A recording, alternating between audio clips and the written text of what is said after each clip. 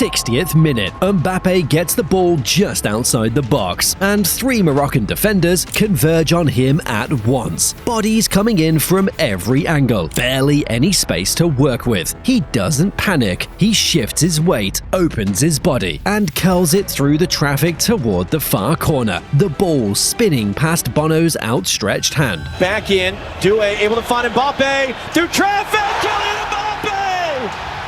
Freeze it right there, mid-air, before it hits the net. Because here's the real question. How does a team that dominated the ball battle for large stretches of this game end up getting picked apart? Is it possible to beat this France team? Because from what I'm seeing, it seems like it's not possible.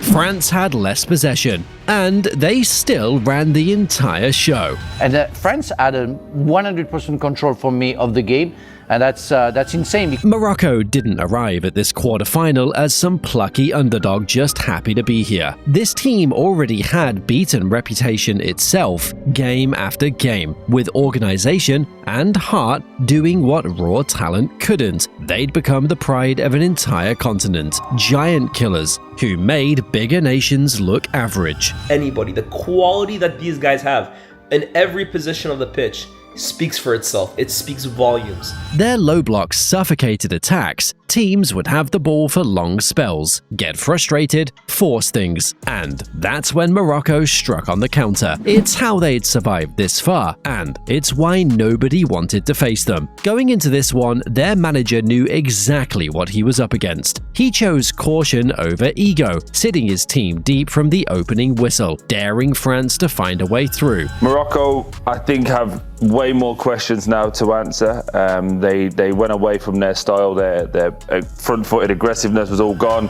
And for a while, it worked, at least on the scoreboard. Morocco had 0 shots on target through the entire first half. One effort from 30 yards out, well off target, was the closest thing to a chance they created. But defensively, they held their shape. They made France work for every inch. Bono carried the rest. Every save, every claimed cross, every moment where he read the danger before it fully arrived. That was the wall keeping Morocco alive. For Morocco, though, a couple things. Bono, I said it a couple days ago. He's a top 3 goalkeeper in the world. I think he proved that today, making some ridiculous saves.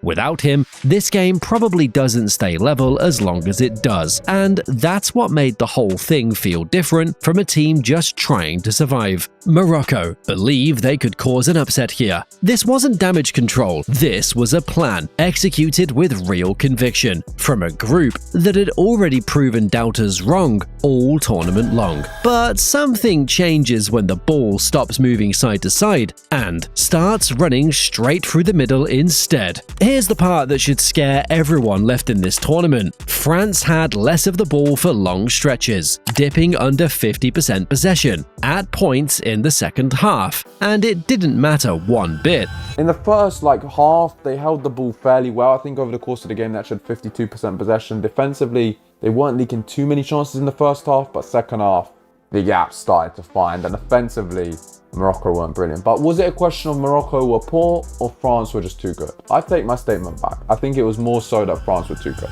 Because control isn't about who's holding the ball, it's about who decides when the game speeds up and when it slows down. Morocco could have it. France just decided when it would actually count. That's what tempo means in practice. You let the opponent pass it around in areas that don't hurt you, you stay patient, and you strike the moment the game opens up on your terms, not theirs. It sounds simple. Almost no team can actually do it under pressure. France did it for 90 minutes. The clearest test of that patience came before either goal. Mbappe stepped up to take a penalty, and the referee held him there for what felt like forever, walking back to reset the ball, waiting on a VAR check that dragged on for minutes. Then he missed it. Bono guessed right and got a strong hand to it. And here's the thing that mattered more than the miss itself. Nothing changed afterward. But the delay was insane, guys, by the way. The delay for the penalty kick was insane. It put Mbappe off. His started run-up was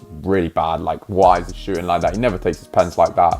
And it was a really poor pen in the end. But one thing you you can never do is count Mbappe out, because you knew he'd respond in the second half. No panic, no players rushing their next 5 passes. France just kept playing the exact same game they'd been playing before the penalty ever happened. That composure is what let them dismantle Morocco's low block the right way. Most teams facing a deep defense go side to side, moving the ball along the back line, hoping a gap eventually opens up on the wing. France refused to play that game. They ran direct lines through the middle instead, forcing Morocco's centre-backs to make decisions they didn't want to make. Step out or hold the line, follow the runner or protect the space behind. Every one of those decisions came with a cost, and France had numbers everywhere to punish it. Multiple players occupying Morocco's fullbacks and centre-backs meant someone was always free. Mark 2 of them, and you've left 2 more standing open. That's not an accident. That's a team engineered to make a low block impossible to hold for very long. The first goal shows exactly how that pressure finally broke through. Doué wins the ball back in a tight area. It lands at Mbappe's feet just outside the box, and he doesn't need a second invitation. He uses the defender in front of him as a screen, shifting his body so Bono can't see the ball until it's already past him. Curled, precise, unstoppable, 1-0. At that 60th minute, we see one of the most classic Mbappe finishes there ever was, using the defender in front of him as a shield to the goalkeeper. He bends it around him. It's one of the most prettiest goals you can see. Only Mbappe scores those types of goals.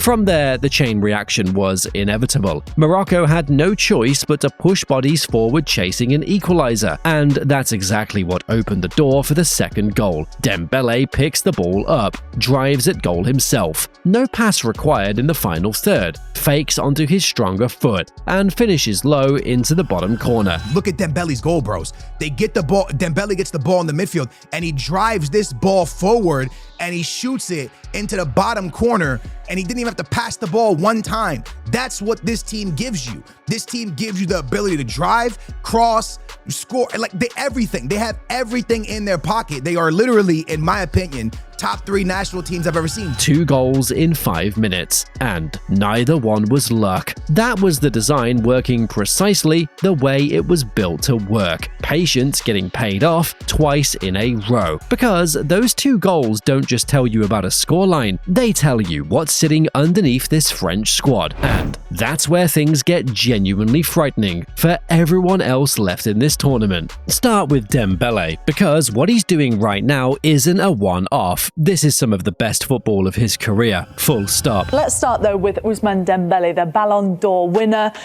In terms of his prime, where would you say, Grella, he is? Right in the middle. Prime is peaking. Yeah, he's very peak. Yeah, for sure he is. 29 years of age as well, so don't disagree with that one at all. If he scores half the chance he misses, maybe move him a little bit more. But you agree, Nige? I agree. All good? I agree. Defenders know what's coming and still can't stop it. He can go either foot, either direction, and that uncertainty alone changes how a backline sets up against him. You saw it in the second goal. Nobody committed to closing him down early, because closing him down wrong means he's already gone. Then there's Michael Olise, quietly filling a gap that's existed since Griezmann retired from international football. He finds pockets between the lines that shouldn't exist against a well-organized defense, and Morocco's midfield spent stretches of this game just guessing where he'd show up next. That's the value he brings. When you have a player like Olise, don't think, just run and the ball will arrive. And it will arrive exactly where you want it. You don't have to call for it. You don't have to point the fingers where the ball should go. He will give it to you. Not flash for the sake of flash, but spacing that pulls a defense apart before the ball even arrives. None of that works though, without what's happening behind it. Rabiot and Kone aren't the players getting the headlines, and that's exactly the point. They win the ball back fast, move it on faster, and make sure the back 4 never gets exposed to transition. Because of that, the front 4 get to play with total freedom. They're not sprinting back to cover mistakes. There are none to cover. And the base of it all is Saliba and Upamecano, calm on the ball, comfortable stepping into midfield when needed, never rattled by pressure that would panic most centre-back pairs. Saliba, Upamecano, the best centre-back partnership by far. The fullbacks are the weakest bit, but Koundé's actually had a decent tournament. And Digne or Hernandez, but now it's Digne's looking like He's done his thing as well. I'm not going to lie. But defensively, guys, they look impenetrable at times. And I really feel like the question is, who is the team to defeat them? They give this team a platform to attack from, which sounds simple until you realize how rare that actually is at this level. Here's the part that's easy to miss watching the goals alone. Nobody on this team plays like they need the ball more than anyone else. Nobody sulks when a teammate takes the shot instead of passing. Ballon d'Or winner, he takes himself. He shoots, it goes out. You know what the players do? They clap each other, everybody's cool with it. Nobody has a problem with it. Everybody goes, that was the right play. You didn't have to hit me. And I look at that and I say, these are superstars that don't ask for the ball. These are superstars who all like each other. And these are superstars that are at this World Cup for one mission, and it's for France to succeed. The celebrations after both goals against Morocco weren't about the scorer. They were about the team every single time. Compare this group to 2018 or even the squad that reached the final in 2022. And something's different. Those teams had brilliant individual carrying moments. Yeah, and I think we need to set this team in a category of its own. They are better than the team that got to the 2022 World Cup final. This one has quality at every single position, the kind where taking out one superstar barely changes what you're up against. No, they are the favourites. They are the favourites. I think the attack, you know, I don't think they've really been tested defensively, but the attack, they're like the Avengers. So many players, Michael Elise, Mbappe, Ousmane Dembele, Doué. There's too many players, Bradley Barcola. So many options, you know, going forward. It's going to be tough to stop up. And then there's Mbappe himself. He missed a penalty that had been dragged out by a VAR delay long enough to rattle anyone. Minutes later, he scored the opener like the miss never happened. That's not talent. That's a mind that refuses to let one moment bleed into the next. Remember, you know, crazy because one penalty missed and a goal by the same player. Remember something like Messi has done before? And that's what a good player and great player is capable of doing, forgetting the mistake that they made and correcting it. Which is what should worry every team left in this tournament. The question isn't how do you stop France's stars anymore, it's whether you can survive 90 minutes of patience like this at all. Morocco's tournament deserved every bit of respect it got. They just ran into a team playing close to its ceiling. France aren't simply winning matches anymore, they're resetting what the rest of the world has to prepare for. Whatever. It doesn't matter who they go out to. What I'm telling you is, when you look at this team, it's literally unfair. And maybe they won't accomplish what they're at this World Cup to accomplish, which is win the World Cup, but you cannot name a roster of players, especially in the attack. So when you're comparing roster to roster, there is nobody on any team to the level of Mbappe and what he gives you at a World Cup. It's unbelievable. So, who's actually built to survive that? Subscribe for more World Cup breakdowns as the knockout stage gets sharper.